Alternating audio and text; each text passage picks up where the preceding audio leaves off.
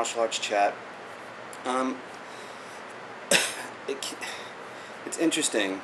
Today I'm going to be talking a little bit about the qualifications or prerequisites of what people think or what they believe to be frauds or just fake people.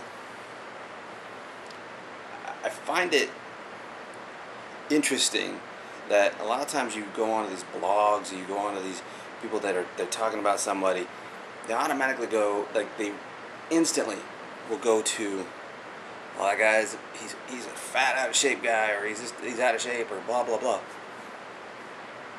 How does that automatically make that person fake? Because he's not tore up, like a MMA fighter, that he's heavier or what? So, but I just don't know how that has anything to do with knowledge and skill compared to anything else. Now, you could say, well, I don't know if I'd want this guy to be my personal trainer. Okay, I could see that. And it's not that I don't think that you should have some sort of physical activity or requirement. I do. I believe that especially if you're running a school or if you're doing that, you should really have a physical program. And at the same time, you should probably be being a part of that physical program. However, there are a lot of reasons why some of these older guys, some of these veterans in martial arts, some of these guys are not able. Like, they aren't doing that. Okay, and let's give some examples here of some heavier set martial artists and some guys. I'm even going to give a pro fighter one.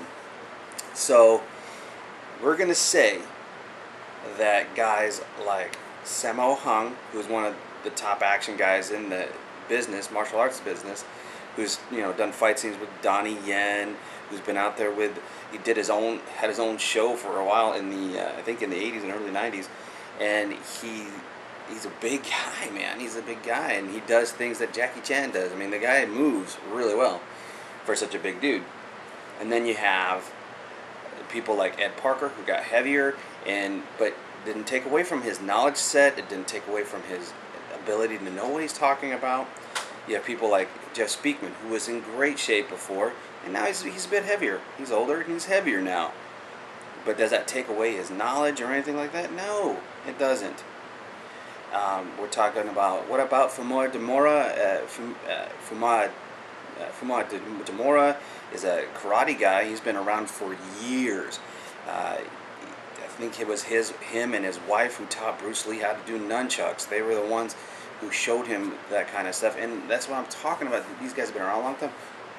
But they're bigger, they're heavier. So what? Suddenly now they don't know how to do martial arts. Suddenly they're fake. And then you got, let's name some fighters here. We have George Foreman. Big dude. He could still hit like a dump truck hitting you in the face. When he was out there, when he still decided, I'm going to go in and do another fight. He did it. Big dude. Still did it. And then you got people like Roy Nelson, who's currently in the fighters. I mean, and he may not be like, oh wow, this guy's the number one. But he not only holds his own, he's done extremely well in MMA against some of these guys that are more ripped up, okay? So, I think, and some people I would think would look at Fedor, if they didn't know who he was, they would think of him, oh, look at that guy, he doesn't look like he was a fighter at all. That guy could run over the top of you. But you're going to be looking at, to look at someone and just say, well, they're out of shape, or they're this. Really? I mean, I know some guys, and some of the reasons why some of these guys either get that way or something like that, it's because they've been doing it a long time, and maybe their knees are shot, maybe their hips are shot, and it's hard for them to do anything that's going to help them cut that weight. And then there's some that are out there who's honestly, it's glandular or genetic, that they don't get that shape. And then there's others out there that, maybe they just don't want to have that nutritional, they just don't like that side. They don't want to eat just that healthy food that helps you get all, in shape, that shreds that fat, that shreds you down. You have to eat differently to do that. Not everybody's going to do that, and not everybody wants to do that. And honestly, that doesn't take away your knowledge, doesn't take away your skill. It doesn't take away the fact that this person's still probably training and physically trying to do something just with the skill sets alone. They may be not trying to do, they're probably not hitting the, high intensity interval training or anything like that. They might not be out there running 16 miles a day. I mean, they might not be doing that, but that's because that's not their goal. Their goal is not to be in operator shape to do what they do, And also, it doesn't take away that they could probably be in better shape than you think they are. They just are heavier because their diet's not the best. That you can't take away from someone just because of that. That's my biggest issue with it. Is I understand that people are out there. You need a good workout regimen. Yeah, but there's workout regimens to get yourself in shape that are not functional for combat at all. I know guys that are ripped up all sorts. It doesn't make them better fighters. It doesn't make them better at anything else. It makes them look better, but it doesn't make them more knowledgeable. Like, they don't automatically become more knowledgeable at fighting than I am. They don't become more knowledgeable on how to do certain things than I am.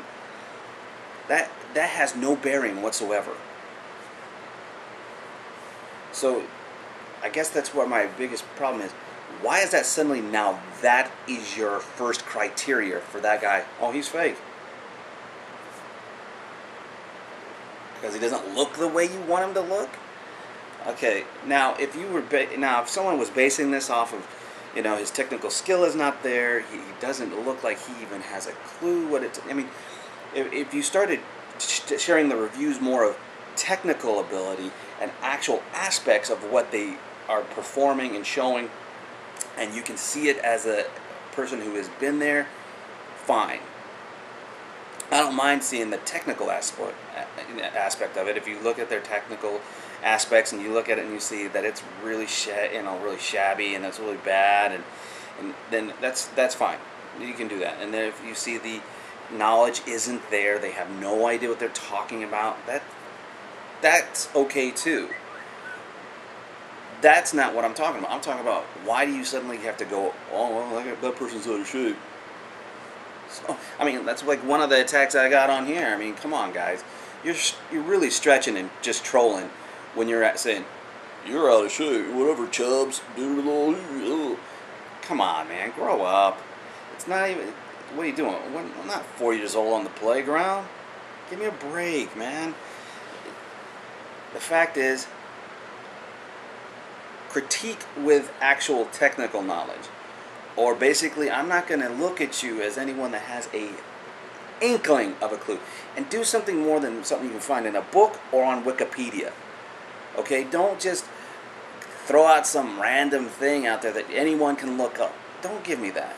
Okay? Give me some first-hand stuff. And I mean that for anyone who's out there for fakes and frauds and all that stuff. Just really give a better explanation and stay away from that aspect. If that's something that, now, they say that that's like a big part of their curriculum and then they're really out of shape, now that's different. If they say, well, yeah, then you should probably question that part. But if it doesn't have anything to do with their technical aspects, it has nothing to do with what their program is saying and it's all about, then really, do you have to even use it? That sounds like it's almost like it's a reach and something that you are absolutely unsure about anything else, but you're going after that point. And you want people to believe that that's a good point to go for. Like I said, unless it's part of the program or anything like that, come on, give me a break. But you know what, guys? I want to leave this conversation with everyone on here, too. Anyone who watches this, I want you guys to leave a comment below. Let me know if you think that being in shape is one of those things that you should should affect whether or not you're a fraud or a fake. Because at the same time, I know a lot of non-frauds, non-fakes that they aren't in the shape that some people would think. And they don't look like martial artists, which is such a stupid thing. What, we don't walk around with kimonos and stuff all the time and spouting philosophies from the East? Give me a break. What? That's what your martial arts is? If your knowledge is no further than Kung Fu, the TV series with David Carradine, please no longer talk to me about martial arts, okay? But seriously, get down here and comment and talk about what you think should really be addressed. If you're actually going out, if someone's really talking about fakes or frauds, what should be the absolute focus? And should this be even a part of that focus? Tell me what you guys think, and let me know what's going on. Okay, guys, and we'll continue talking martial arts, and we'll continue to keep it honest. Thanks.